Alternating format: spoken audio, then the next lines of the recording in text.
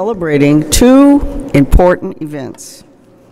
155 years ago today, President Abraham Lincoln delivered the Gettysburg Address in Gettysburg, Pennsylvania. It was a very significant speech and a very significant moment in the history of this country. And today, we are memorializing this historic speech by having the copy of the address that President Lincoln brought with him to the battlefield that day. It's his reading copy, and it is on display for today in the Great Hall. You can imagine that we rarely take this item out for public display for conservation purposes. So we're eager to show you this important document. To emphasize how rarely we take it out and how important it is, you may notice that we have the Capitol Police here. So, enjoy looking at it and no sudden moves. Now, and also today, the Library of Congress is launching a brand new initiative that we are calling By the People. And it's a major crowdsourcing project that we're hoping all of you everywhere will help us with, transcribing tens of thousands of the library's collection online. And we need your help, in particular, transcribing over 20,000 letters to Abraham Lincoln.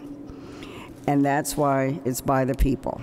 So today, you may have noticed, we have computers set up here in the Great Hall to give everyone a hands-on experience to dissect and transcribe histories.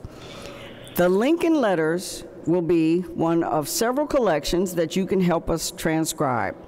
We also will have papers available from Civil War soldiers, the scouting reports of baseball scout Branch Rickey, who wrote about Henry Aaron and Ernie Banks, the papers of Red Cross founder Clara Barton, and of the civil rights activist Mary Church Terrell.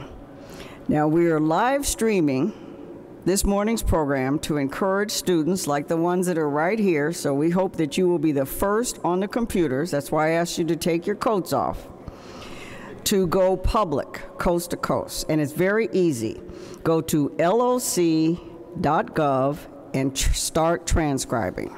So joining us today are students from several DC area schools, and I know they want to see the Gettysburg Address, but also to help us record and understand these letters. So would you give a shout out when I call your school? The Richard Wright Public Charter High School? Students from the Washington Global Public Charter Middle School? Students from the Capitol Hill Montessori Logan Middle School. Now, and all of you students here, please join us in giving a really big Washington shout out to students from my home state, Illinois, the land of Lincoln. Students from the Isles Middle School in Springfield, Illinois. Yay!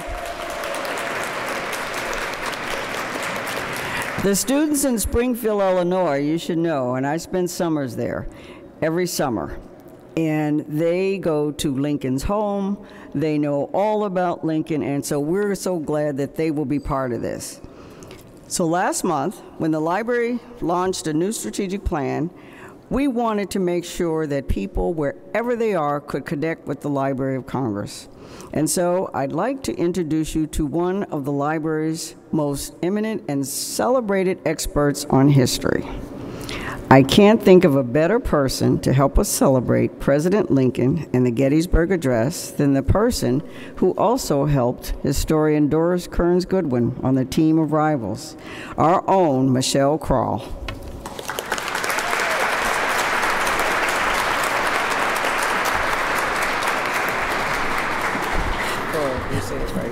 Wow, what a welcome. After that, I was wondering, wow, who is that eminent historian who's coming today? For the next few minutes, it is my privilege to provide a bit of background and context to Abraham Lincoln's Gettysburg Address, delivered 155 years ago today.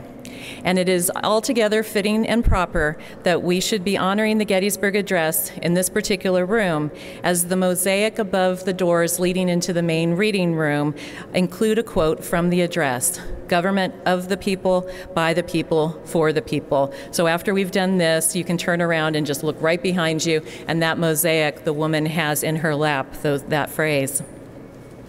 It is July 1863. A tremendous battle has just taken place in and around the small town of Gettysburg in southern Pennsylvania. The inhabitants of the town number about 2,400 residents, but during the 3 days between July 1st and 3rd, nearly 160,000 Union and Confederate troops fought on the nearby fields. 51,000 of those men were casualties, and of those, between 7,000 to 10,000 were killed or mortally wounded. Since both armies still relied on animals to transport men and material, 5,000 horses lay dead on the battlefield as well. And it was July, which meant summer heat. Something had to be done immediately. The fallen horses were largely consumed by fire, and unless taken home by loved ones who traveled to Gettysburg to claim their soldiers, the fallen men were hastily buried on or near the battlefield. That summer, talk in the overwhelmed town turned to creating a national cemetery to reinter the bodies of the Union soldiers who died at Gettysburg. Governor Andrew Curtin of Pennsylvania appointed Gettysburg lawyer David Wills to lead a commission to establish a new cemetery. He approached the states whose soldiers had fought and died in the Battle of Gettysburg to contribute funds towards the cost of purchasing and improving land for a cemetery and reinterring the dead from their temporary graves. With financial pledges from the participating states, the commission purchased 17 acres adjacent to the private Evergreen Cemetery on the cemetery hill that had seen so much action during the battle in July. Landscape architect William Saunders designed the new cemetery, which would ultimately hold about 3,500 Union dead. A memorial would anchor the site and be surrounded in semicircles by the graves of the fallen Union soldiers. He arranged the dead by state, although the largest group of the burials would be the unknowns, their identities lost to history. The rank of the soldier or his position in life made no difference. All the grave sites and markers were the same. All were created equal. Wills and the commission began planning a dedication ceremony, which required a speaker of significance and national prominence. And if you think this is where Abraham Lincoln enters the story, you would be wrong. The commission wanted Edward Everett, who after a long and distinguished career in education and public service was one of the most respected orators of the day. Wills invited Everett to speak at the dedication ceremony, which was then set for October 23rd.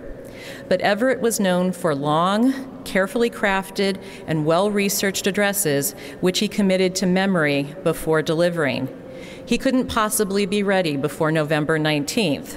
So to accommodate their star attraction at the event, November 19th, it was.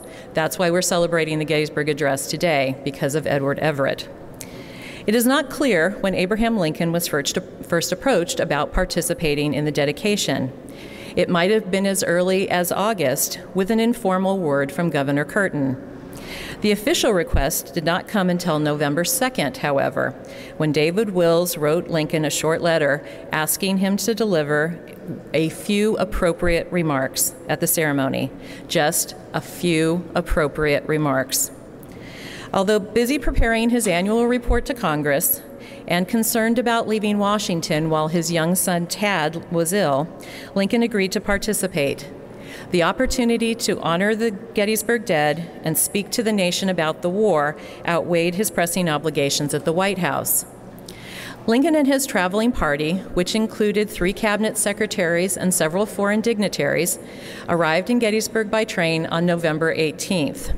The next morning, the 19th, the President and Secretary of State William Seward visited the battlefield, an experience which exerted a profound effect on Lincoln and one that may have altered the course of his address that afternoon.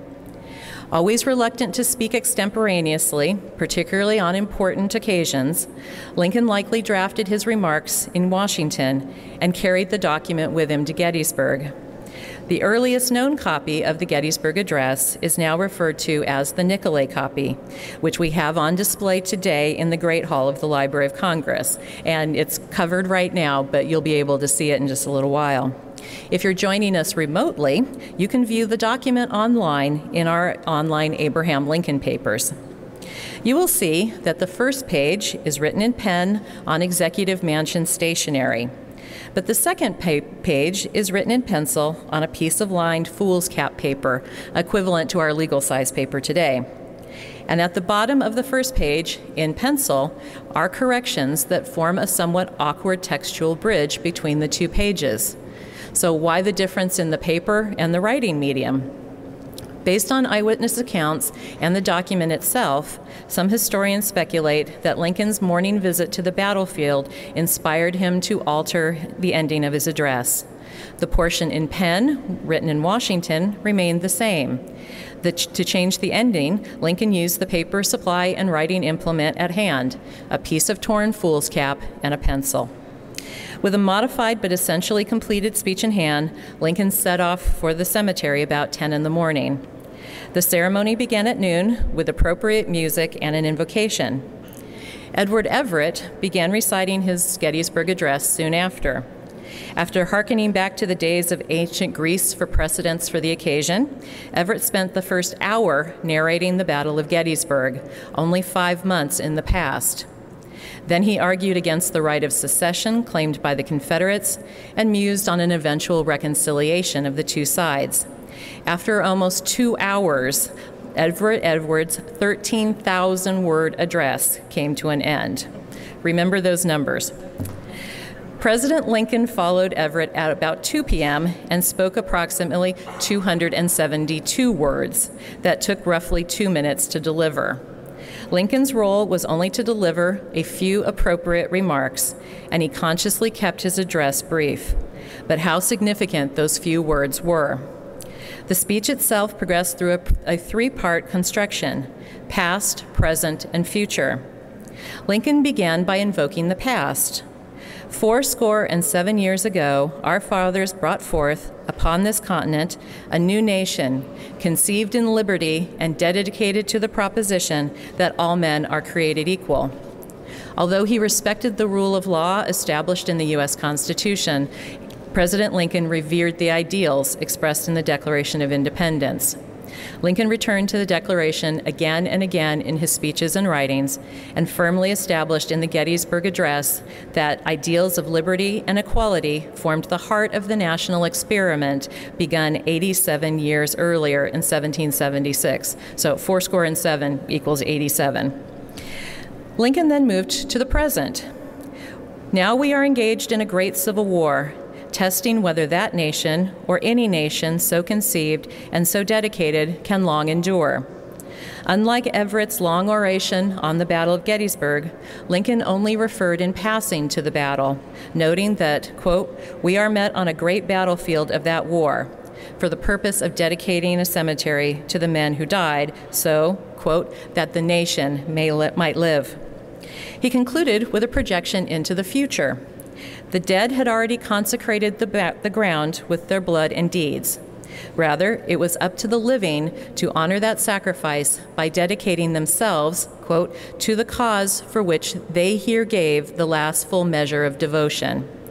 The cause at Lincoln, as Lincoln saw it, was, quote, a new birth of freedom for the nation and a determination that, quote, government of the people, by the people, for the people, shall not perish from the earth. The war was a fight to save the democratic experiment of self-government that the founders conceived and be reborn with a new dedication to freedom. What a new birth of freedom entailed could be interpreted in many ways.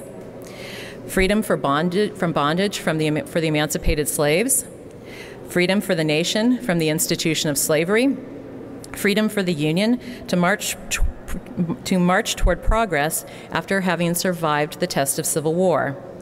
And beyond national borders, a new birth of freedom in America could inspire other democratic experiments around the world. In December 1862, Lincoln referred to the Union as the last best hope on Earth, and that still held true in 1863. But the nation needed reminding of that larger context.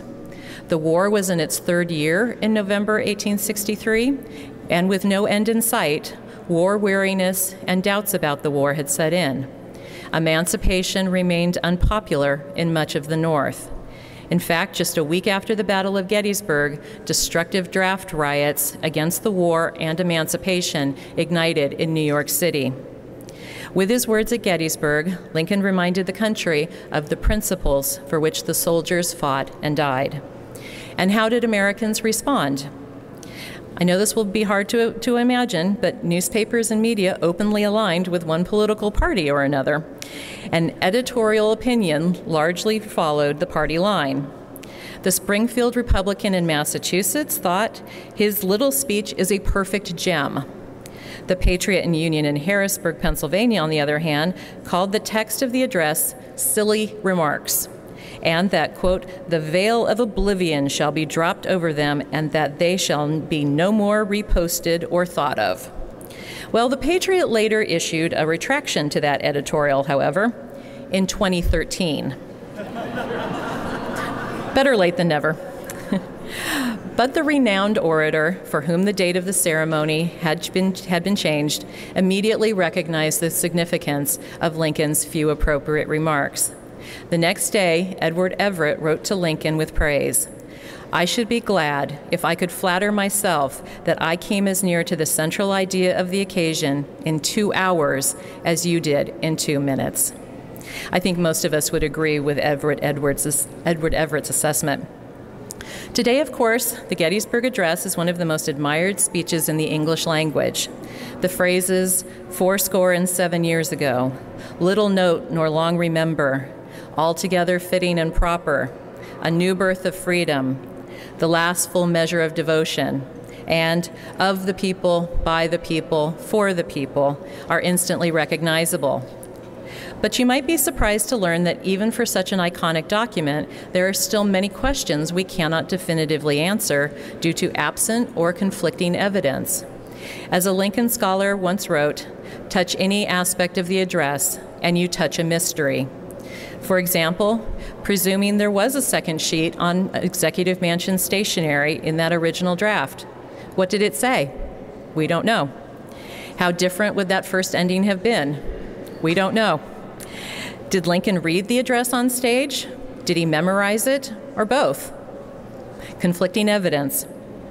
Was the addition of the phrase, under God, as recorded in the newspapers, an improvised addition at the time? Or was there yet another manuscript provided to reporters on the scene that contained that phrase? Did the audience applaud during the speech, as some newspaper accounts record, or did they remain respectfully silent throughout? It's important to remember that on November 19, 1863, the audience didn't know they were listening to a 2-minute address that would become one of the world's most treasured texts and would be the subject of fascination and study for generations to come.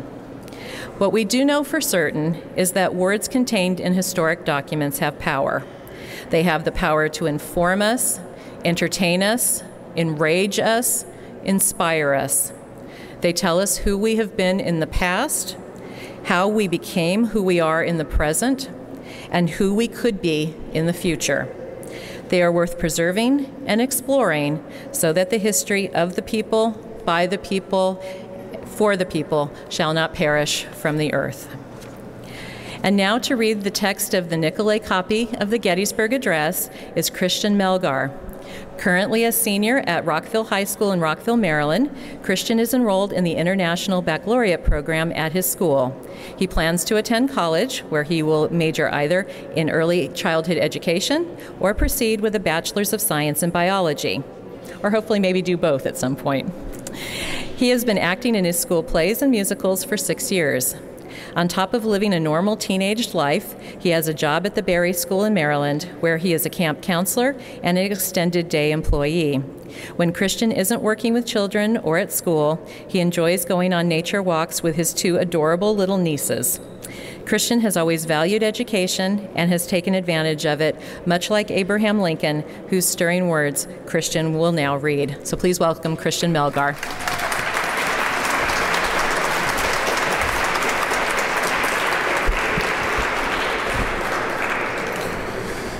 I'd first like to welcome or thank the Library of Congress. It's an honor and both a pleasure to have invited me.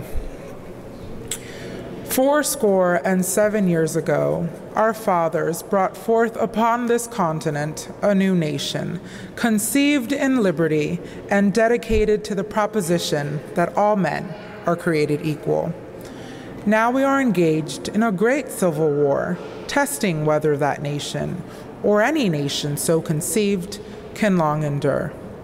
We are met on a great battlefield of that war, and we have come to dedicate a portion of it as a final resting place to those who died here, and that the nation might live.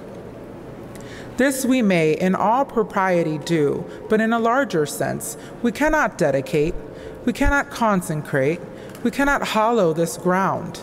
The brave men, living and dead, who struggled here have hallowed it, far above our poor power to add or detract. The world will little note, nor long remember what we say here, while it can remember what they did here. It is rather for us, the living, to stand here, we here, be dedicated to the great task remaining before us, that from these honored dead we take increased devotion to that cause in which they here gave the last full measure of devotion. That we here highly resolve these dead shall not have died in vain, that the nation shall have a new birth of freedom, and that the government of the people, by the people, for the people, shall not perish from the earth. Thank you.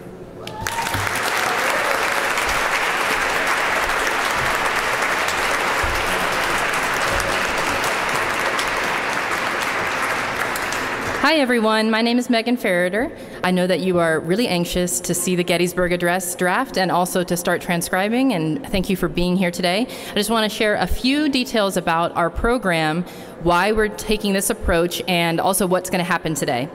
So you've just learned about the Nicolay copy of the Gettysburg Address and other documents, but did you know the Library of Congress holds letters, diaries, reports, and many other materials as well? Well, it's true. It's a veritable treasure trove, and if you get the opportunity to see them, you should always take the opportunity. Today we are working together to complete transcriptions of letters that people wrote to Abraham Lincoln during his career. And when we say work together, we mean we're going to work together in this room, but also people who are around the country and possibly around the world. If we work together to do this, we can join Dr. Hayden and the Library of Congress to make these treasures more accessible, readable, and legible to many different audiences. So whether that is our people who are visiting for the first time online, or they're doing research, or they're just a little bit curious and want to learn more. So as you know, we've already shared some of these versions online. For example, Michelle mentioned that the Nicolay copy is visible online already, but some of these documents are not keyword searchable. So that would mean you would have to come find a page and read through the entire thing to find what you're looking for. So what we're trying to do is create transcriptions or text that lets these things be keyword searchable. So that's a little bit of the why. Let's talk about the how. So today, if you're with us in person, we're going to take a couple of different approaches. So if you're one of the student groups who's with us, we're going to move you through some stations. There are also other stations that are available for those of you who are visiting today and are not with a student group to try your hand at transcribing. We have also some handwriting activities that are a little bit further back here. So really quickly, if you're watching on the live stream or even if you're here in person, here are the ways you're going to get started. The first thing you can do is look on the home page and click the blue Let's Go button, which is going to take you to a page that needs some help. You can also find a project by clicking on Campaigns and selecting a project. We're recommending that you start in the Letter to Lincoln's campaign, and also in the years 1860, 1861, and 1862. So once you're in a letter, you're going to see an image of the letter on the left-hand side of the page and a transcription field on the right-hand side. And you can zoom in on the image, you can turn it, you can drag the screen so you can see the letter a little bit more largely, and then you'll begin typing in the field on the right-hand side. There are also quick tips to help you get started, and we have a really robust help center, and we would love your feedback to make that even better. So a few last tips to help you get started. One thing to keep in mind is that we have thousands of pages available, so there's something for everyone. If you find a page that looks too challenging or complicated, or you just really think that there's a better story on the next page, that's fine. You can find a new page and get started. We recommend that you try reading a letter first. Sometimes by reading, you can get a sense of what handwriting was like and how people corresponded in the 19th century. You can find directions in the Help Center. You can use the Help tab that's at the top of each page. You also, if you're ready to start transcribing, can take it slowly and read the words that are on either side, and sometimes the context of words helps make things make more sense. Excuse me. Another thing that we're asking is have fun. It's not a test, so if you have some questions, you want to find some information, or you're not really sure, you can ask anybody else who's around you. If you are online and you're watching, you can share on Twitter or on History Hub. We also want you to contribute as much as you or as little as you'd like. So if you have only done a few words, you can save that page and send it on for someone else to work on. So one last pro tip, you can transcribe without an account. If you're at any of the stations today, we've logged you in, so you can try tagging as well. And we want to say thank you for being here, and if you're watching from afar, you can join in on Twitter or on History Hub. You can send questions to @crowd_LOC, or send us an email at crowd@loc.gov. We'd love to hear more about what you learn and what you think about this program by the people. And you can also find it at crowd.loc.gov. My colleagues and I are here to help you, and we're really looking forward to spending time with you today. But right now, I'd like to ask Dr. Hayden to share something very special with you. Thank you, Megan. Thank you, Megan. I'm eager to jump on one of those computers. I have my glasses. For those of you of a certain age, you know that's what we need to. And before we do that, and I'm going to have Megan and Christian and Michelle join me to present the Gettysburg Address to you, a great reveal, I want you to think about the fact, though, that what you're doing in helping us transcribe these letters is bringing to life the letters and the thoughts of people from decades and centuries ago, people from 1860 that felt so strongly that they wanted to write letters to Abraham Lincoln. And what you're doing and what you can help us do is bring those thoughts to life in this age. So thank you for doing that. So now, I think we're going to pull the cover off, and if the young people could help us, we're going to count down.